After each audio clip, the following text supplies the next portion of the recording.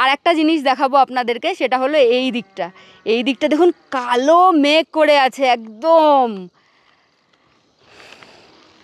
এটা কি ইউনিক দেখুন, সব পুরনো 10 পয়সা 5 পয়সা। এটা হলো ডাইনিং, লাঞ্চের জন্য এসছি আমরা। ওই যে দূরের ছোট ছোট পাহাড়ের গায়ে বাড়িগুলো দেখতে পাওয়া যাচ্ছে, খুব সুন্দর লাগছে। এর আগের ভিডিওতে আপনাদের সাথে শেয়ার করেছিলাম কলকাতা থেকে লিবং এসে পৌঁছানোর গল্প। এটা ওই ভিডিওরই সেকেন্ড পার্ট, আশা করি ভালো লাগবে। রেডউড হোমস্টেতে আমাদের থাকা খাওয়া নিয়ে পার ডে পার হেড খরচা পড়ছে 1400 টাকা করে। এই ট্যুরটা আমরা করেছি অপর্ণা ট্রাভেলসের সাথে। বুকিংয়ের জন্য ওনাদের সাথে যোগাযোগ করতে পারেন, নাম্বার আমি স্ক্রিনে দিয়ে দিলাম। কালিম্পংয়ের একটি ছোট্ট গ্রাম হলো লিবং। ভীষণ সুন্দর এই লিবং গ্রামটা। এই হচ্ছে ভিউ কিছুটা, এই যে দূরের গ্রামটা আমি জুম করে দেখাচ্ছি। তার আগে একটা জিনিস দেখাই, এই যে নিচে দেখতে পাচ্ছেন এগুলো সব বাঁধাকপি হয়ে রয়েছে, ওনাদের চাষ করা। রুমে তো গিয়েছিলাম আমরা, না পাকামি মেরে ছোট গাড়ি করে এসছি। এবার ছোট গাড়ি এই খারাপ রাস্তা দিয়ে উঠতে পারিনি, মানে কোলাখাম ছাঙ্গে ওয়াটারফল এক ক্রস করে আমরা আসলাম। এবার এসে এই নিচে খানিকটা গাড়ি ওঠার পর গাড়ির মানে একটু প্রবলেম হচ্ছিলো, তো ড্রাইভার দাদা বললো একটু হেঁটে আসুন। আমাদের কোনো অসুবিধা মনে হয়নি তখন আর কি, পাহাড়ি রাস্তা তো আমাদের মতো মানুষদের হাঁটা চলা করতে একটু প্রবলেমই হয়। তো হাঁপিয়ে গেছিলাম, তাই আগে চেক ইন করে রুমে একটু রেস্ট করে তারপর আপনাদেরকে দেখাচ্ছি। যাই হোক, রুমটা তো দেখালাম, এবার বাইরে এসছি, একটা জিনিস দেখাই। এই দেখুন, এই যে গেটটা আপনাদেরকে দেখালাম, তার পাশে যে গাছটা রয়েছে নেড়া গাছ, কি ভালো লাগছে, মনে হচ্ছে এটাও একটা আর্ট। খুব সুন্দর লাগছে, বেশ ভালো। আর এবার না আমার মানে আমি তো ডিম খাই, মাছ মাংস খাই না, তো এবার ওনাদেরকে বলা হয়নি। আমি যেখানেই যাই জেনারেলি বলে দিই, তো বলা হয়নি, তাই এসেই আমি ওনাদের থেকে খোঁজ নিলাম লাঞ্চ রেডি কি। 1টা বাজে মোটামুটি লাঞ্চ রেডি হয়ে যাওয়ারই কথা, আর খিদেও পেয়েছে। তো বললো যে হ্যাঁ রেডি। আমি তখন জিজ্ঞাসা করলাম কি হয়েছে, তো বললো যে ডিম হয়েছে। বললাম তাহলে ঠিক আছে, তারপরে বাকিটা বলে দিলাম যে আমি ভেজ খাই, এটাই আর কি। আর একটা জিনিস দেখাবো আপনাদেরকে, সেটা হলো এই দিকটা দেখুন, কালো মেঘ করে আছে একদম।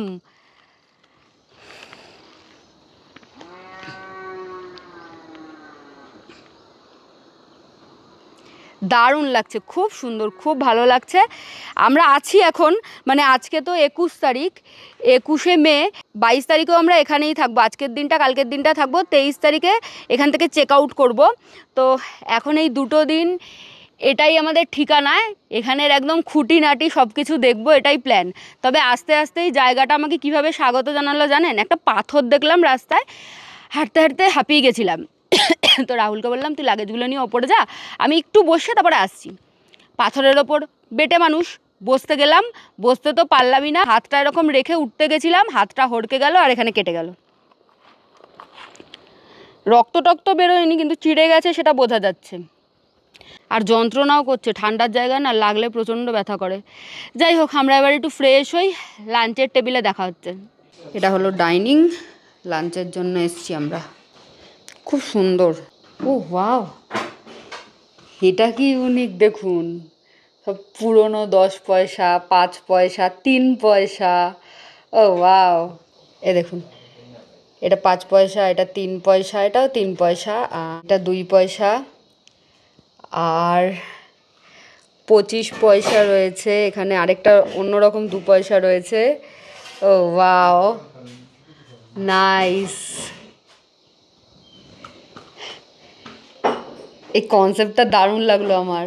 এখানে রয়েছে ভুট্টা, ওয়াও। আচ্ছা, দেওয়ালগুলো যদি খেয়াল করেন তাহলে পুরোটাই কিন্তু মাটি, এবং ফ্লোরটাও মাটি। আর লাঞ্চ আসছে আস্তে আস্তে, এই যে কাঁসার থালা বাটিতে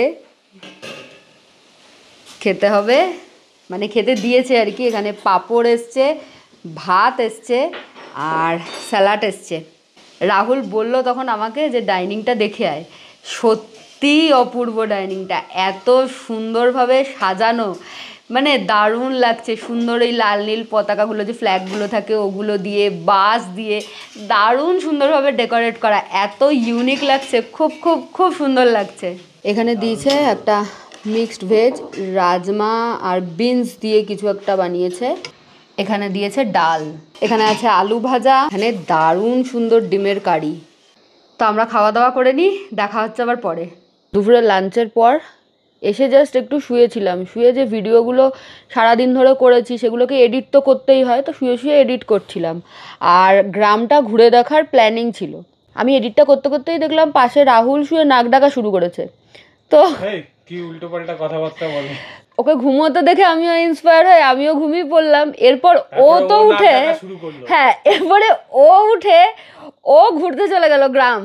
আমার আর এনার্জি দিল না, আমি তাই লম্বা একটা টানা ঘুম দিলাম। ঘুম থেকে উঠে মুখ টুক ধুয়ে দেখলাম বাইরে বৃষ্টি পড়ছে, তো বারান্দাটায় খানিকক্ষণ দাঁড়ালাম। এখন এই যে কফি দিয়ে গেছে, জানলার পাশে বসে কফিটা এনজয় করছি। বৃষ্টিটা কমে গেছে এখন, এখানে ওয়েদার ওই মোটামুটি 18 ডিগ্রি মতো।